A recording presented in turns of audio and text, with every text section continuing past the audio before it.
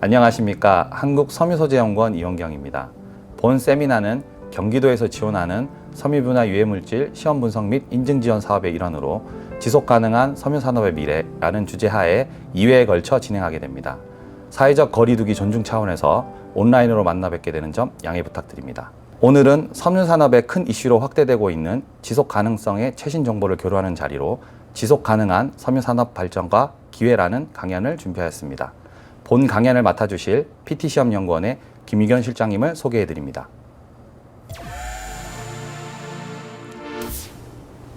안녕하세요. PT시험연구원의 김유견입니다. 오늘 말씀드릴 내용은 지속가능한 섬유산업의 발전과 기회라는 제목으로 설명을 드리려고 합니다.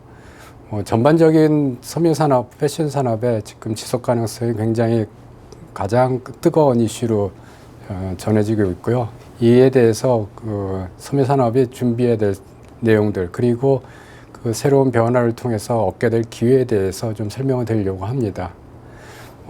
맨 먼저 왜 지속가능한 섬유 패션 산업인가, 그 다음 섬유산업은 무엇을 준비하고 있나, 마지막으로 이러한 변화에 맞춰서 새로운 시장을 위해 섬유 패션 산업은 어떻게 변해야 되는가, 어떤 것들을 준비해야 되는가에 대해서 설명드리려고 합니다. 여기 보시는 그림은 1800년대 1차 산업혁명 이후에 섬유 패션 산업에서 나타났던 아주 주요 사건들을 표시한 그림입니다. 1차 산업혁명을 이뤄냈던 증기기관의 발명으로 방적산업이 발달했고요. 그 이후에 선해산업이 비약적인 발전하게 되었습니다. 그 이후에 재봉틀이 개발이 되고, 이는 그동안 수공업에 의존하던 섬유 패션 산업, 봉제 산업을 대량 생산이 가능한 체제로 변모시키는 계기가 됐습니다. 이후에 패션 산업을 더욱 풍요롭게 만들어준 그 합성 연료의 개발과 보급은 더 큰 섬유 패션 시장의 성장을 이뤄내게 되었습니다.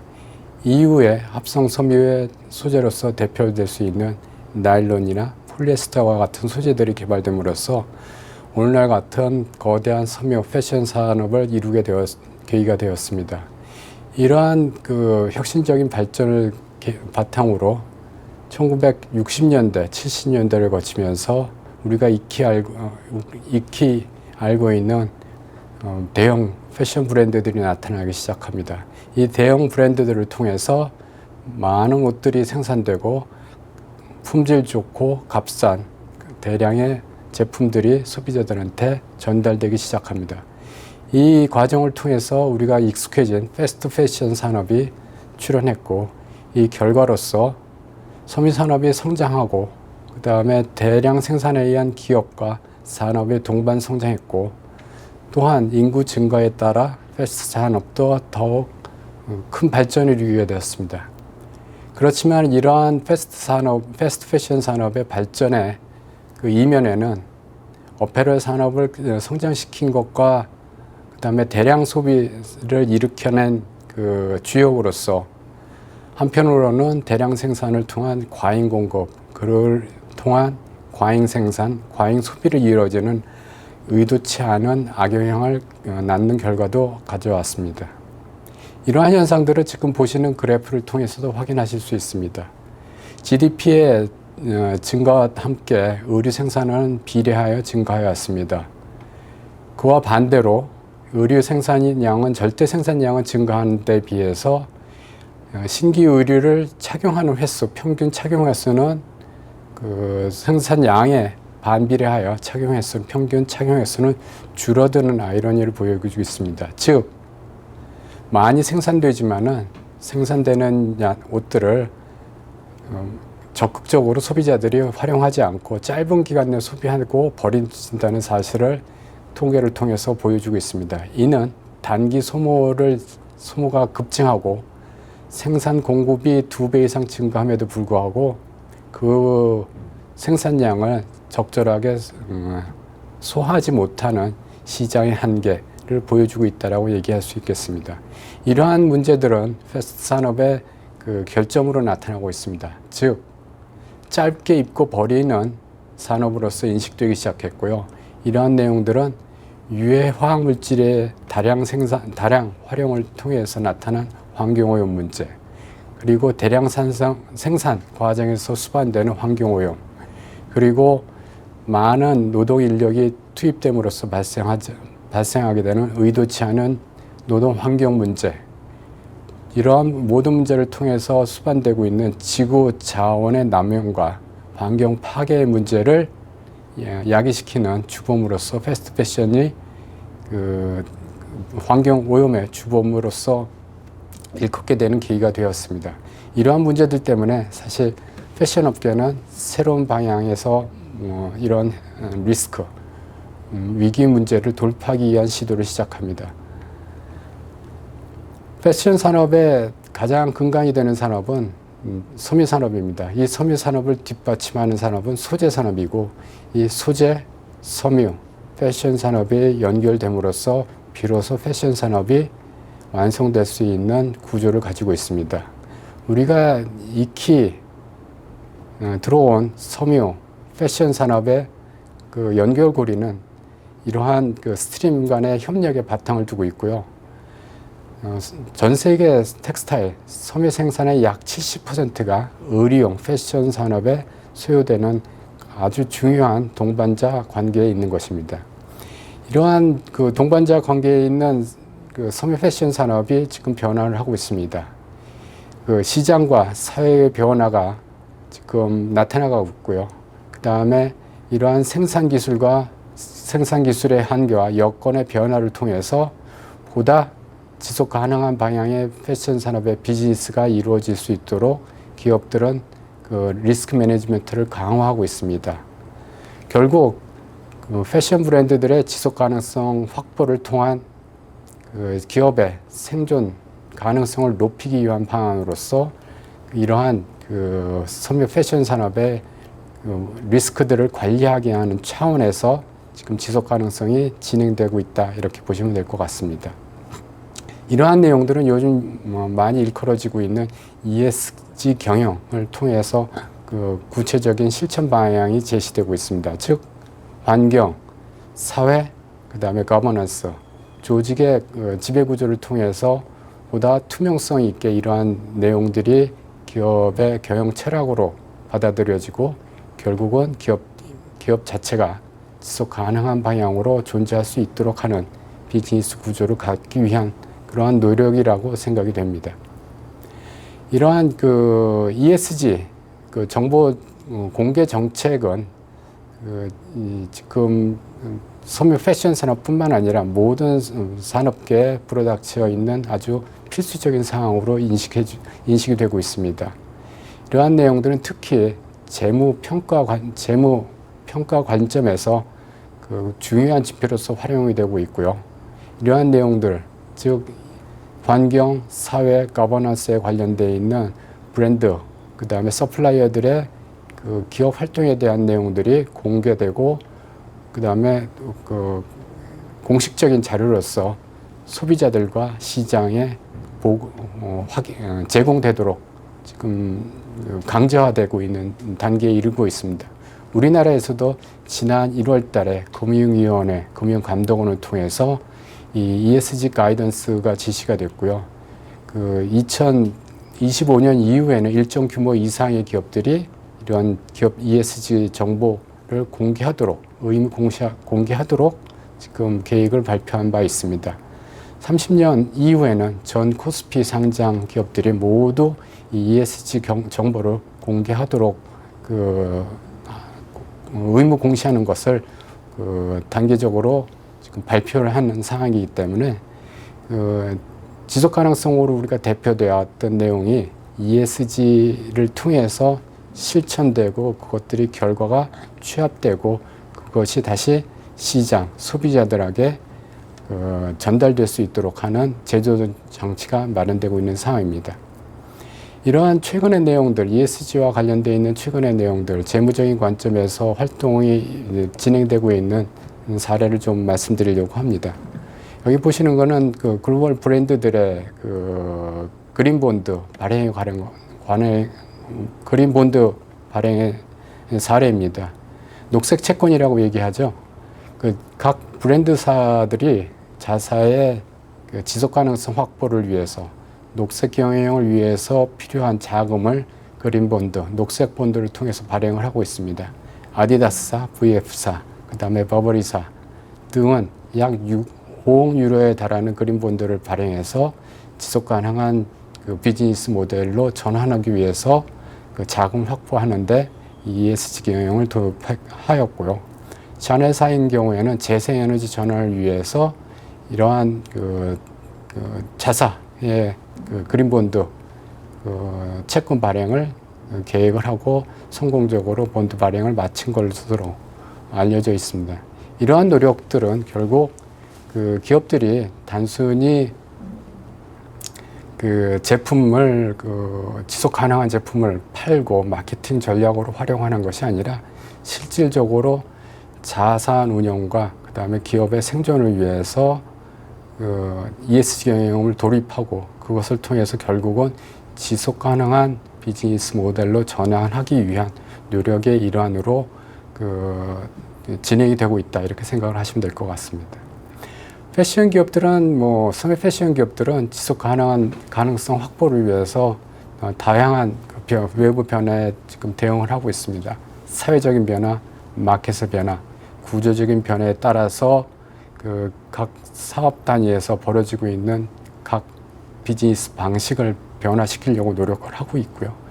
이에 따라서 사회를 만족시키고 자원을 확보하고 그리고 매니팩처링을 확보할 수 있는 결국 서플라이 체인들을 확보할 수 있는 방안을 지금 마련하기 위해서 각자 계획을 가지고 프로그램을 개발하고 있는 상황입니다. 결국 패션 브랜드 입장에서는 기업의 리스크는 줄이고 그걸 통해서 기업의 지속 가능성을 높여서 앞으로도 비즈니스가 안정적으로 가능한 방식으로 비즈니스 모델을 발전시키는데 큰 노력을 기울이고 있는 상황이라고 이해하시면 될 것 같습니다. 소매 패션 산업은 무엇을 준비하고 있나 좀 말씀드리겠습니다. 여기 보시는 사진은 2019년 G7 정상회담 기간에 찍은 사진입니다. 맨 가운데 프랑스 및 마크롱 대통령이 있고요. 그 주위를 유명한 패션 브랜드들의 오너들, 기업가들이 모여서 같이 사진을 찍은 사진입니다.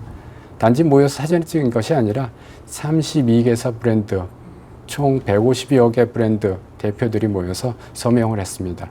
기후변화에 대응을 하고 그 다음에 생물 다양성 보존을 위해서 노력하며 해양 오염을 막기 위해서 브랜드 업계들이 공동 노력을 하겠다는 데 서명을 했습니다.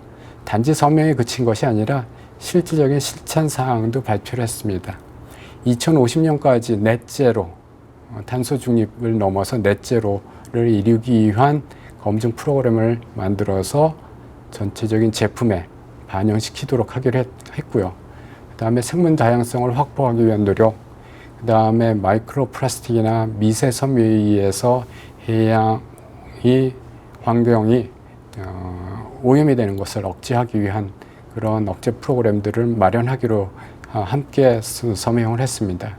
이를 위해서는 단지 선언에 그치는 것이 아니라 여러 기존의 협력 단체들, 이니셔티브나 협 단체들을 통해서 그쪽에서 만들어지고 있는 기준들, 프로그램들을 적극 활용, 협력함으로써 목표하고 있는 기후변화 대응, 그 다음에 생물 다양성 확보, 그 다음에 해양 오염 방지에 대한 이런 난제들을 공동으로 풀어가기로 지금 합의를 한 상황입니다.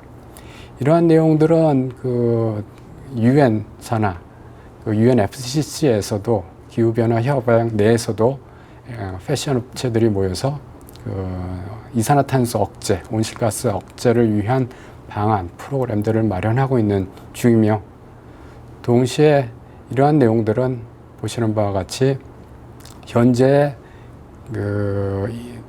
약 52기가 톤에 이르는 소매 패션 산업의 2016년 기준 약 52기가 톤에 이르는 이산화탄소 발생량을 2050년에 25 내지 30 밑으로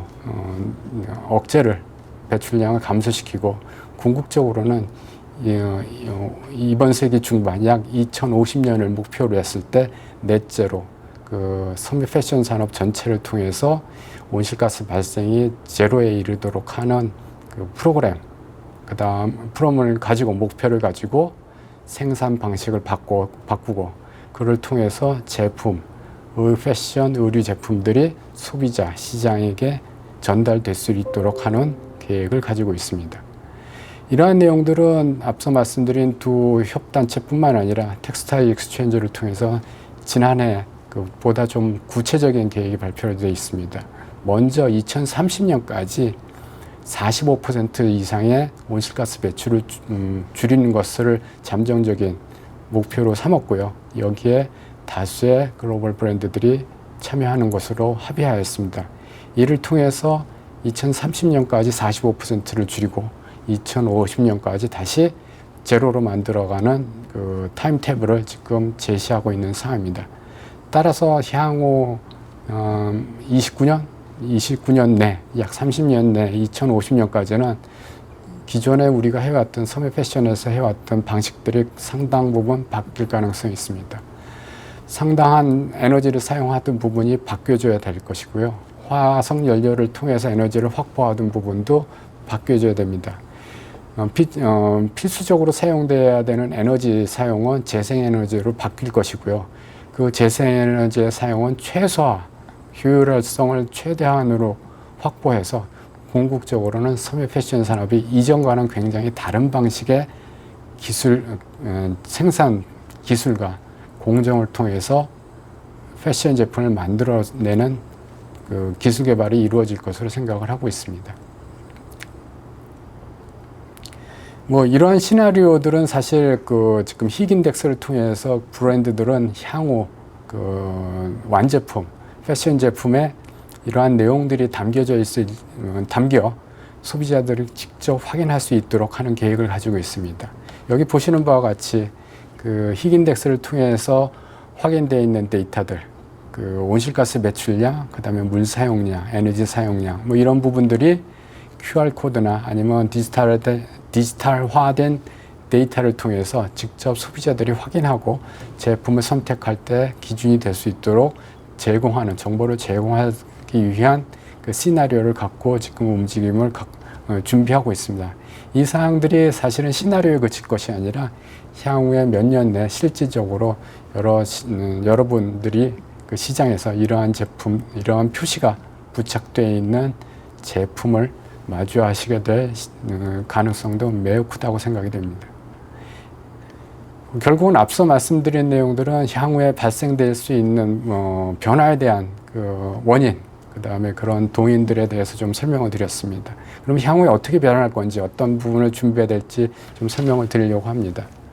결국은 이러한 변화는 어떤 기회를 만들어낼 거라고 생각이 됩니다. 그 기회를 어떻게 살릴 것이냐를 좀 말씀드리려고 하는데요. 우리가 얘기해온 그 섬유 패션 제품들, 여기 보시는 셔츠 한 벌, 폴로 셔츠 한 벌을 만들어지기 과정까지의 과정에서 우리는 머티리얼 부분, 로 머티리얼에 대한 부분과 그 다음에 그 머티리얼을 가지고 섬유를 생산하고 그 섬유를 가지고 옷을 만들어가는 과정을 얘기하고 있습니다. 즉, 리사이클 소재나 그 다음에 오가닉 소재, 그리고 유해물질이 포함되지 않고 투명하게 생산되어 있는 머티리얼을 가지고 만들어지는 파이버들을 투입을 해서 그걸 실로 바꾸고 원단으로 만들어서 염색하고 그걸 재단해서 결국은 옷으로 만들어가는 전 과정을 통해서 지속 가능한 요소들이 포함될 수 있도록 기대를 하고 있습니다. 이 내용들이 자원순환, 환경관리, 에너지 사용 억제, 기후변화 대응, 윤리적 생산, 이러한 이슈들이 결국은 텍스타일 생산 과정에서 주요 체크사항으로 제시가 되고 있고요. 이 내용들을 확인하기 위해서 익히 알려져 있는 여러 인증 프로그램들이 활용이 되고 있습니다. 다시 소재 관점에서 좀 설명을 드리려고 합니다. 최근 나타나고 있는 상황들의 특징적인 것들이 바이오매스를 사용하거나 아니면 생분해성을 가진 텍스타일 소재, 섬유 소재, 그 다음에 리사이클 소재를 가지고 만들어진 섬유 소재들을 얘기합니다. 그런데 이러한 소재들을 사용하는 이유에 대해서 좀 살펴볼 필요가 있습니다. 그래야지만 정확한 의도와 거기에 맞는 소재, 그리고 완제품의 이러한 그 목표들이 부합되도록 하는 그 이유를 정확히 판단할 수 있기 때문에 왜 이러한 소재들이 사용되는지 좀 살펴볼 필요가 있습니다. 바이오매스 소재는 지금의 석유 기반 원료를 전환해서 지표 상해에 있는 머티리얼을 가지고 섬유 소재를 만들자는 의도입니다. 즉, 땅 속에 있는 석유를 끄집어내서 지표로 올리는 순간 그것은 결국은 그 이산화탄소로 전환될 수밖에 없고요. 그렇기 때문에 이러한 원료를 지표면으로 끌어올리지 않고 지표면에 이미 존재하는 물질로 그 섬유를 만들면은 탄소 중립에 유리하기 때문에 바이오매스를 저희가 사용하는 것이고요. 그 다음에 생분해성 소재를 사용하는 이유는 우리가 지금 사용하고 있는 플라스틱 기반 섬유, 합성 섬유로 대표되죠. 플라스틱 기반의 섬유의 폐기물에 의해서 발생하는 환경 오염 문제를 해결하자 하는 것입니다. 즉, 이 환경 오염은 해양으로 버려지는 미세 플라스틱이나 미세 섬유 형태의 그 웨이스트가 분해되지 못하는 문제들을 해결하기 위해서 생분해성 소재가 필요합니다. 그렇기 때문에 대상이 되는 그 생분해성 소재들은 가급적 지표보다 해저에서 잘 분해될 수 있는 소재이면 이 목표에 취지에 충분히 그 부합된다, 이렇게 생각하시면 될 것 같습니다. 또한 리사이클 소재를 사용하는 이유는 맨 먼저는 자원을 순환시킬 수 있기 때문에 사용하고요. 또 한 가지 이유는 온실가스를 배출을 억제시킬 수 있기 때문입니다. 왜냐하면은 그 석유로부터 원료를 얻고 그걸 섬유로 바꾸는 과정에서 온실가스가 배출되게 됩니다. 그렇지만은 그 페트병을 이용하면 이 과정이 생략되기 때문에 온실가스 배출에 감축에 유리합니다. 그래서 페트병을 이용한 리사이클 섬유가 각광을 받고 있는데요. 그렇지만 초기에 이 그 과정도 여러 단계를 거듭하면은 그 효과가 감소될 수밖에 없습니다. 그래서 최근에 고려되고 있는 것이 메커니컬보다는 케미컬 리사이클이 훨씬 유리하지 않겠냐 하는 관점이 있는 것입니다. 이러한 내용들로 최근에 여러 가지 새로운 소재들의 개발들이 시도되고 있습니다. 보시는 바와 같이 버섯으로부터 섬유 소재들, 가죽 대체 소재를 얻기도 하고요. 그 다음에 재생 단백질이나 재생 셀룰로스를 통해서 섬유 소재를 얻기도 합니다. 또한 더 나아가서는 가먼트, 섬유에서 옷에서 옷으로 전환될 수 있도록 리사이클을 하는 그 시도도 이루어지고 있고, 궁극적으로는 앞서 말씀드린 것 같이 케미컬 리사이클링을 통해서 섬유가 사용 후에 다시 섬유로 돌아갈 수 있도록 해주는 기술 개발도 진행이 되고 있습니다. 이런 내용들은 지금 가장 이슈가 되는 이유는 우리가 지금 노력하고 있는, 전 세계적으로 노력하고 있는 탄소 중립과 가장 밀접하게 연관이 되어 있습니다. 탄소 중립의 이슈를 조금 살펴보시면은 우리가 직접 생산 과정, 기업 활동을 통해서 발생시키는 스코프 1의 온실가스 배출이 있고요. 그 다음에 전기를 만들 때, 우리가 사용하는 전기를 만들 때 사용하는 에너지 생산을 통해서 발생시키는 스코프 2, 그리고 우리가 사용하고 있는 머티리얼, 그 다음에 물류, 이와 관련되어 있는 스코프 3로 나눠질 수 있습니다. 우리가 지금 섬유 패션 산업에서 고민하고 있는 것들은 이 모두가 해당이 됩니다. 즉, 내가 염색 과정을 통해서 물을 가열하고 건조시키는 과정에서 사용하는 에너지, 보일러를 통해서 만들어내는 온실가스를 없애야 되고요. 그 다음에 에너지, 모터를 돌리고 전기를 사용할 때 들어가는 절대량의 에너지를 줄여줘야 됩니다. 또한 섬유 패션 산업의 특징은 각 스트림을 거치면서, 단계를 거치면서 앞단에 있는 머티리얼을 내가 가공, 생산을 거쳐서 다음 스테이지로 넘겨주는 특성이 있습니다. 그렇기 때문에 이 스콥3, 내 앞에서 만들어지는 머티리얼에 대한 정확한 인포메이션, 탄소 중립에 대한 인포메이션이 나한테 전달이 돼야 되고요. 그 데이터를 기반으로 내가 발생시킨 온실가스 배출량, 에너지 사용량을 합쳐서 다음 단계로 넘겨줘야 되는 그 특징이 있습니다. 그렇기 때문에 섬유 패션 산업에서 탄소 중립을 진행한다는 것은 전 산업 스트림에 걸쳐서 이 연결고리가 원활하게 톱니바퀴처럼 이어진다는 것들을 의미합니다. 결국은 섬유 패션 산업이 브랜드가 탄소 중립을 하겠다, 넷제로를 실천하겠다, 실현하겠다는 것은 결국 관련되어 있는 모든 섬유 패션 스트림이 탄소 중립에 동시에 거의 같은 수준의, 상당히 높은 수준의 탄소 중립화를 위한 노력, 프로그램에 동참을 한다는 것을 의미합니다. 이러한 내용들은 이 섬유 스트림의 구성을 보시면서 좀 말씀드리면 이해하시기에 편할 것 같습니다. 보시면은 파이버, 섬유 자체를 생산하는데 약 전체 이산화탄 온실가스 배출량의 15%가 섬유 생산 단계에서 이루어지고요. 그 다음에 실을 만들어내는 방적 단계에서 약 28%, 그리고 원단을 생산하는 과정에서 12%, 그리고 염색 가공 공정에서 36%, 그 다음에 옷을 만들고 이후에 유통시키는 과정에서 약 8% 정도의 온실가스가 배출되는 것으로 알려져 있기 때문에 이러한 각 스트림에서의 탄소 중립화가 이루어지지 않으면 완제품의 옷에서의 탄소 중립은 불가능합니다. 결국은 모든 스트림이 협력해서 진행해야 된다는 사실을 알 수가 있고요. 결국 2050년 탄소 중립을 위해서는 전 스트림이 함께 노력해야 된다, 준비해야 된다, 이렇게 이해하시면 될 것 같습니다. 그러면 향후에 어떻게 해야 될 것인가 좀 정리를 해보겠습니다.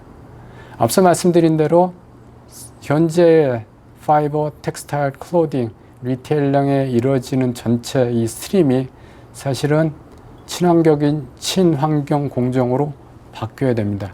물론 지속 가능한 소재를 사용해서 프로세스에 투입을 해야 되고요. 이 과정은 친환경적이자 동시에 탄소 중립이 가능한 방식이어야 됩니다. 그렇게 해서 지속 가능한 생산, 유통이 이루어지고요. 결국은 혁신적인 어떤 제품이 나올 것이라고 생각이 됩니다. 최근에 우리는 거리에서, 도로에서 이러한 자동차 굉장히 많이 보실 수 있습니다. 이전에 내연기관과는 굉장히 다른 방식의 자동차가 지금 거리를 누비고 있습니다. 전기 자동차가 지금 굉장히 많이 보급되고 있는데요. 이 전기 자동차를 보시면은 사실 다양한 모습들로 지금 소비자들에게 소개가 되고 있습니다. 이 전기 자동차 예를 한번 보시면은 자동차 업계는 이 전기 자동차를 도입함으로써 엔진, 내연기관을 버리기로 했습니다. 2050년까지 내연기관을 완전히 퇴출시키고 다른 방식의 전기로 구동되는 자동차를 시장에 공급하기로 했습니다. 즉, 자동차 산업은 가장 핵심 기술, 가장 핵심 부품인 엔진을 버리기로 했습니다. 과연 그러면 섬유 산업은 어떤 것들을 버려야 될지, 어떤 변화를 이끌어 놔야 할지 고민을 해야 될 시간이라고 생각이 됩니다. 여기 지금 간단한 그냥 상상도라고 할까요? 무언가 새로운 제품이 나왔으면 좋겠다라는 의미에서 한번 적어봤습니다. 우리 부직포 생산 기술을 가지고 옷감을 만들면 어떻겠냐 하는 생각을 해볼 수도 있는 것 같습니다. 왜? 이 부직포 제조 기술을 적용하면은 앞서 말씀드린 모든 과정들이 한 번에 진행이 될 수도 있습니다. 실을 만드는 과정이 생략이 되고요. 파이버를 방사하고 원단 생산하고 색깔을 동시에 집어넣고 넣을 수 있으면서 맨 마지막에는 코팅, 그 다음에 후가공도 같이 진행이 될 수 있을 가능성이 있습니다. 물론 이론적인 생각에 지금은 그칩니다만은 향후에 이런 방식의 기술이 개발되고 이런 방식을 통해서 만들어진 원단이 옷에 사용되지 가능성 전혀 배제할 수 없습니다. 물론 현재 기술로는 어렵고 현재 수준으로는 굉장히 미흡합니다. 그렇지만 향후에 탄소 중립, 기후변화 대응, 그 다음에 지속 가능성을 확보하기 위해서는 무언가 새로운 기술, 무언가 새로운 혁신적인 방식의 도입이 필요하다는 생각이 듭니다. 그렇기 때문에 지금 상황이 사실은 어떤 새로운 시장의 기회를 얻을 수 있는 포인트가 아니냐 생각이 됩니다. 왜? 이전의 방식은 우리가 굉장히 익숙해온 방식으로 해온 것입니다. 맨 앞서 말씀드린 것처럼 1차 산업혁명 이후에 지속해왔던 방식이었고, 여기에 섬유 패션 산업, 모든 산업, 저를 비롯한 모든 산업 종사자들이 익숙한 방식입니다. 그렇지만은 탄소 중립이라는 큰 명제 앞에서 이 방식은 바뀔 수밖에 없고요. 앞서 말씀드린 자동차 업계의 사례처럼 무언가 새로운 혁신의 기회나 기술 개발이 필요하다라는 기회다라는 생각을 가지셨으면 좋겠습니다. 결국 파괴적인 혁신을 통해서 새로운 기술을 개발하고 시장을 새로 만들어낼 가능성 분명히 있다고 생각되고요. 결국은 지속 가능한 소재와 그 다음에 그 소재를 활용한 지속 가능한 생산 방식을 통해서 이러한 그 대량 생산, 대량 소비를 벗어난 적정한 생산과 적정한 소비로 유지되는 보다 지구를 생각하는 지속 가능한 방식의 새로운 섬유 패션 산업으로 변모할 수 있지 않겠냐 하는 생각을 해봅니다. 여기까지 저희가 주로 탄소 중립에 앞서서 탄소 중립을 실현을 위한 글로벌 브랜드들이 어떻게 준비하고 있고 그에 따라서 향후에 섬유 패션 산업계는 어떻게 변할 수 있을까 하는 부분들에 대해서 조금 살펴보는 말씀을 드렸습니다. 최종적으로 드린 말씀입니다. 수요 산업의 변화에 따라서 공급 산업인 패션 산업의 변화에 따라서 섬유 산업이 변화해야 됩니다. 그리고 글로벌 소재 공급 산업으로서 섬유 산업이 거듭나기 위해서는 새로운 비즈니스 모델로 전환하는 시점이어야 된다고 생각이 되고 있습니다. 이상으로 제 발표를 마치도록 하겠습니다. 감사합니다. 강연해 주신 김유경 실장님 감사합니다. 본 세미나 내용과 관련하여 접수된 몇 가지 질문을 드리도록 하겠습니다. 첫 번째 질문으로 지속 가능한 섬유 산업을 위해 다양한 해외 인증들이 있는데 국내에서도 이러한 인증 프로그램을 만들어 해외에서도 효력을 발휘할 수 있으면 좋을 것이라 생각됩니다. 우리나라 정부 기관 차원에서 준비하고 있는 인증 프로그램이 있는지요? 예, 결론적으로 먼저 말씀드리면은 그런 인증 프로그램은 준비되지 않는 것 같습니다. 그 이유에 대해서 좀 설명을 드리겠습니다. 이전에는 저희가 인증이라는 방식을 굉장히 선호했습니다. 어떤 기준을 제시하고 거기에 적합한 기업들이 확인이 되면은 거기에 인증 마크를 주는 방식이었는데요. 그런 방식들은 주로 제품이나 아니면 프로세스의 기준을 마련하고 그 적합한 여부를 확인하는 방식이었습니다. 결국 합격, 불합격 방식이었는데요.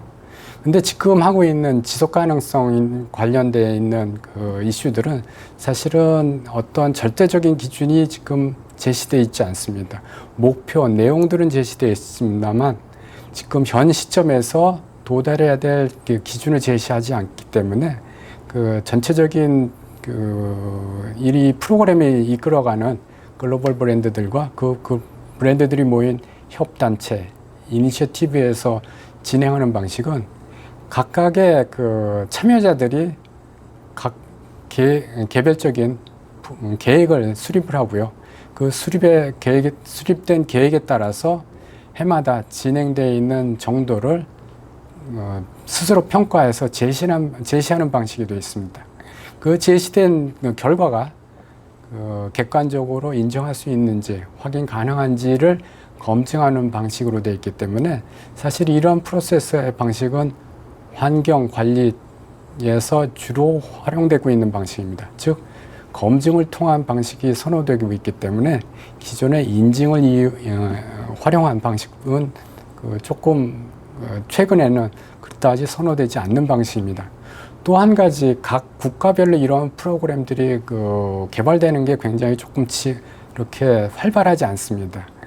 그 이유 또한 앞서 말씀드린 글로벌 브랜드들이 협력을 해서 공동의 프로그램을 만들고 있고, 이 프로그램을 모든 글로벌 서플라이 체인들을 동시에 적용시켜서 일정 수준의 동일한 프로그램을 가지고 활용을 하고 있기 때문에 별도의 개별 프로그램을 가지고 어떠한 특수성이나 어떤 차별성을 부각시키는 것보다는 전체 글로벌 마켓, 소사이어티, 인더스트리가 동시에 함께 같이 참여하고 같이 이행하고 같이 공동의 목표를 도달한다는 그러한 프로그램으로 움직이고 있기 때문에 이전과 같이 어떤 특정한 프로그램들이 나오기는 상당히 좀 어려운 상황이다, 이렇게 이해해 주시면 좋을 것 같습니다. 두 번째 질문으로 세계적으로 ESG 경영을 위한 노력이 대두되고 있는데 국내 섬유기업들은 오랜 곳이 많고 지속 가능한 생산 설비를 갖춘 곳이 드뭅니다. 이러한 실정에서 국내 섬유기업들의 혁신과 지속 가능한 섬유산업 발전을 함께 이루기 위한 핵심 요소가 무엇이라고 생각하는지요?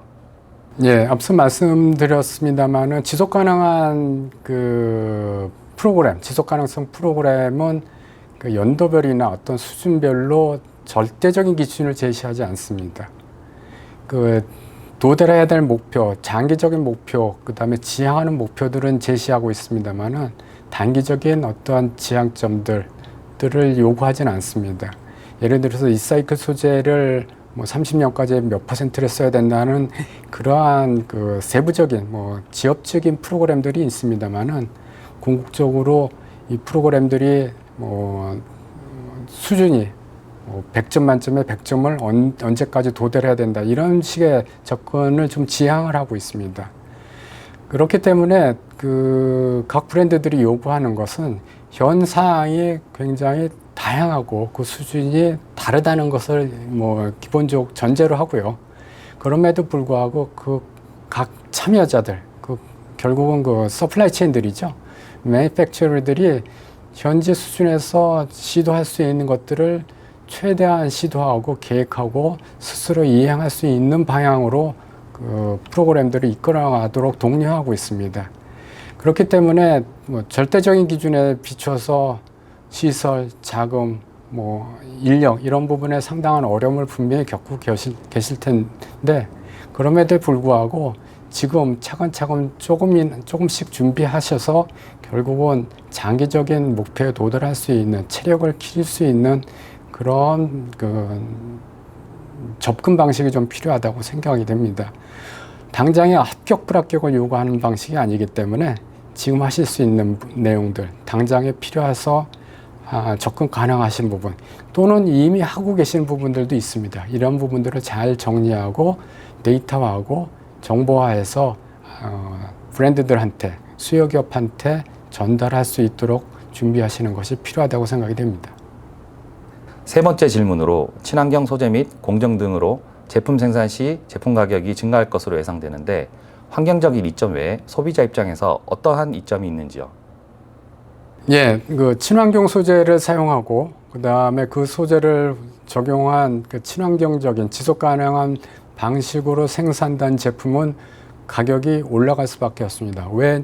왜냐하면 거기에 수반되고 있는 모든 노력들, 설비의 개선, 그다음에 관리 노력, 그다음에 인원들의 투입, 시간의 투입, 모든 자원의 투입들을 인해서 완제품, 즉 패션 제품들은 가격이 올라갈 수밖에 없습니다. 그러면 이 가격이 올라감에 비해서 소비자들은 이전에 싼 값에 좋은 품질의 제품들을 다양하게 접할 수 있는 데 비해서 상대적으로 비싼 값에 이전보다는 가짓수가 줄어든 그런 패션 제품들, 완제품들을 접할 수밖에 없는, 어떻게 보면은 굉장히 이전에 비해서는 소비자 입장에서는 불리한 상황으로 변화될 가능성도 분명히 있습니다. 그럼에도 불구하고 이러한 것들에 대해서 글로벌 시장에서 이러한 내용들을 앞으로의 기본적인 필수적인 사항으로 생각하고 있는 이유는 소비자 또한 이 소사이어티, 시장의 참여자로서 전체 지구에 대한 책임을 갖고 있다라고 생각을 하는 것이고요. 또한 이러한 제품들을 공급하는 브랜드, 생산하는 서플라이어들 뿐만 아니라 또한 소비자들 또한 이러한 노력의 참여자로서 인식을 한다면은 앞서 말씀드린 것 같이 다소간의 제품의 상승에 의한 가격 부담이 발생할 수 있지만은 궁극적으로 소비자들 이해 관계자의 한 사람으로서 사회 책임이 있는 구성원으로서 역할을 해야 한다라는 관점에서 보시면은 충분히 감당하실 수 있는 것이라고 생각이 됩니다. 지속 가능한 섬유, 그 다음에 패션 산업에 대해서 조금 설명을 드렸습니다. 결국은 이전과 다른 방식과 다른 기술을 통해서 향후에는 이 섬유 패션 산업이 지속 발전할 것입니다. 그렇게 하기 위해서는 여러분들의 많은 이해, 그 다음에 많은 노력이 분명히 있어야 할 것입니다. 항상 어려움은 있었다라고 생각이 되고요. 이 어려움이 이전과는 굉장히 더 다른 양상으로 오고 있는 것 같습니다. 그렇지만은 또 이러한 어려움을 또 새로운 기회로 만들어 간다면 향후에 우리나라 섬유 패션 산업은 또 다른 전환기, 또 다른 제2의 발전, 재도약의 기회를 마련할 수 있다라고 생각이 되고요. 여러분의 많은 소원과 참여를 부탁드리면서 발표를 마치도록 하겠습니다. 감사합니다. 이상으로 본 세미나를 마치겠습니다. 관심 가져주시고 시청해주신 모든 분께 감사드립니다.